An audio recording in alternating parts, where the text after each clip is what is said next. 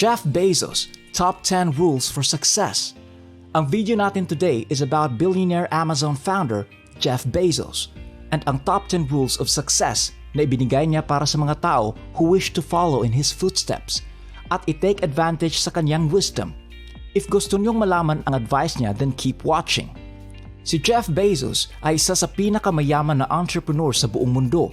Similar ang kanyang wealth to Bill Gates, and Jeff is only second kay Elon Musk in terms of net worth.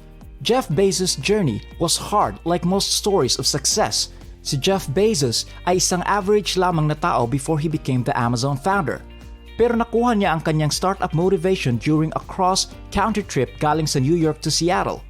In Jeff Bezos' interview, nagbigay siya ng billionaire advice in the form of Jeff Bezos' top 10 rules of success para sa mga aspiring entrepreneurs for their success motivation talks. Just imagine when naka-arrive sila sa Seattle, he put his plan into motion at binuksan niya ang first ever branch ng Amazon in his own garage. And after not too long sa launch na yon, Amazon is now ang pinaka-successful na online shopping network sa buong mundo. Bezos took notes sa success ng company niya and took advantage sa popularity nito by offering people items for sale na comparatively much cheaper compared sa in-house na mga tindahan. Basically, kinuha niya ang kanyang idea which was worth very little tapos ginawa niyang multi-billion-dollar industry. Not bad for a business idea na ginawa niya during a road trip. Before we get started sa billionaire advice regarding Jeff Bezos, top 10 rules for a success, don't forget to like, subscribe, and comment kung anong piece ng advice niya ang favorite nyo. With that said, let's get on with the video. Advice number 1, take a risk. Sometimes sa buhay natin, kailangan talaga na mag-drive in sa opportunity and i-accept ang chance that you might fail. The worst thing about kahit anong business opportunity is that may significant chance na babagsak ang business idea natin. Pero the good part is may nakita kayong paraan that doesn't work and from then on, alam mo na ang hindi mo dapat gawin.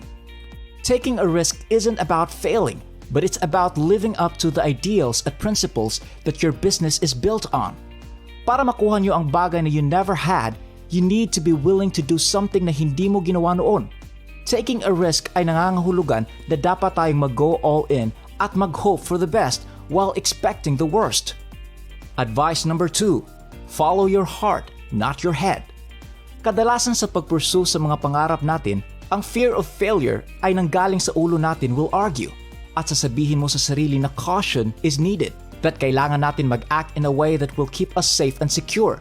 Samantalang ang puso natin will go for it directly, relying more sa ating instinct kaysa experience to take charge sa ating buhay and do what is necessary. In order to be successful, kailangan natin mag-strike ng proper balance between our head and our heart. And sa business, it's often better na mag-lead with the heart and i-allow ang head to supplement our efforts sa pamamagitan ng pag-adapt continually to an ever-changing business environment. Advice number 3, invest more in the product than the marketing. The more time and effort na nilalagay mo sa inyong product, mas lalong gumaganda at nagiging desirable ito. Ang dapat mangyari is that you should want your customer na bumalik-balik dahil sa inyong top-notch na merchandise, not because maganda yung ads mo. Tandaan nyo, your ad is only as good as the merchandise na pinopromote niya. Ang ibig nitong sabihin na ibibenta nyo ang product which you advertise to be absolutely amazing tapos nag-flop ito the moment it came out. Your business isn't going to last long. Ang pag-focus ng effort nyo into your product para siguraduhin na it's worth the cost is always going to pull in more customers than any ad could. Remember, good quality is the best advertisement. Advice number 4, pick a good name. Ang kadalasan sa mga customers na may encounter nyo want something that flashes, stand out, o kaya grabs their attention. Ang boring na pangalan sa product nyo won't attract many customers and it might even push ang product nyo sa dark corners ng supermarket where few, if any, customers look. Dapat mag-aim tayo sa pag-add ng pizzas sa ating business. Kailangan natin pumili ng pangalan that will inspire a sense of wonder at interest sa ating customers and actually get them interested sa item na binibenta natin. Truth is, if ma-impress sila sa name pa lang ng product mo enough to take time para tumingin, then you might just have a chance of winning their hearts. Advice number 5, stand by your principles. Hindi nyo kailangan maging icon or crusader para sa cause mo. Pero standing by something, kagaya ng quality at ang assurance na ang product nyo will always be just the consumer wants is a good start sa kahit anong business. Your word means a lot kapag nagkukonduct kayo ng business, and we should be able to stand behind that. Kapag consistent tayo sa pag-uphold ng core values ng ating company, ang consumers natin will follow suit.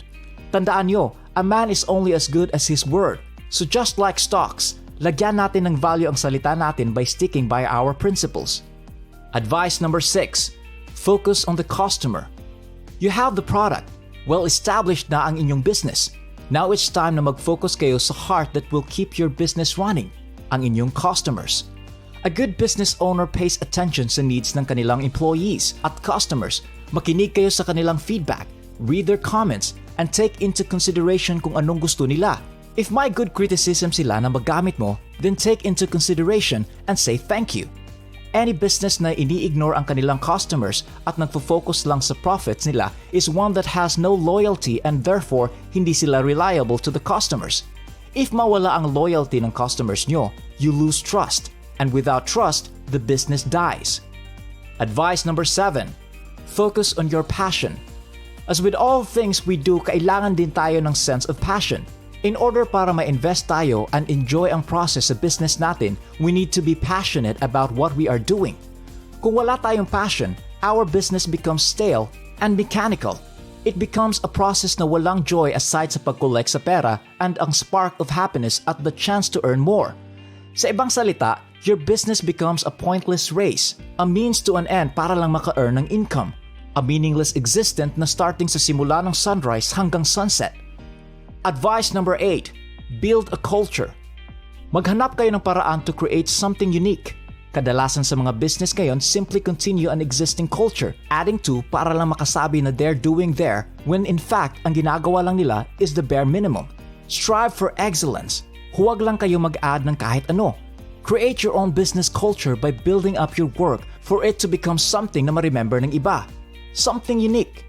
Before sa rise ng Amazon, ang online purchasing was non-existent.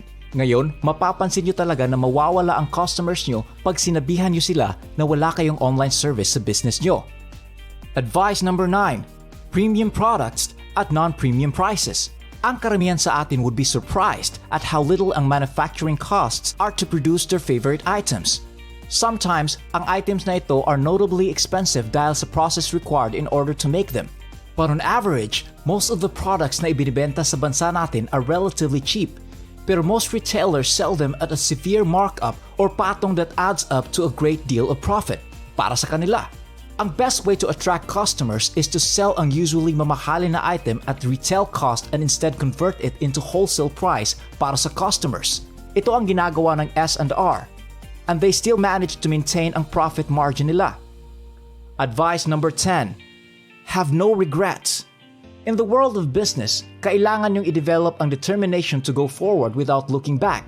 Para maging successful tayo, we need to be able to push forward at ibaon natin ang negative thoughts at doubts, otherwise may hinder ang ating capacity to take advantage sa mga opportunities that can help achieve our goals. Looking back is something na magawa lang natin when we have reached our goals. Until then, ang pag-regret ay hindi part sa equation ng success. Success is fickle mistress. If gusto talaga natin mag-asenso, sadyang kailangan talaga mag-let go of some things we hold dear. Expecting to be successful at ang pagiging literally successful ay usually divided into those who take risks and pay attention to the consumer and those who are in it sa profit lamang. It's easy to assume kung saan na category nagbibilong si Jeff Bezos. At yan ang top 10 advice ni Jeff Bezos para sa mga aspiring entrepreneurs. If you like this video, go ahead and check our channel for more business-related content. Thanks for watching, and God bless!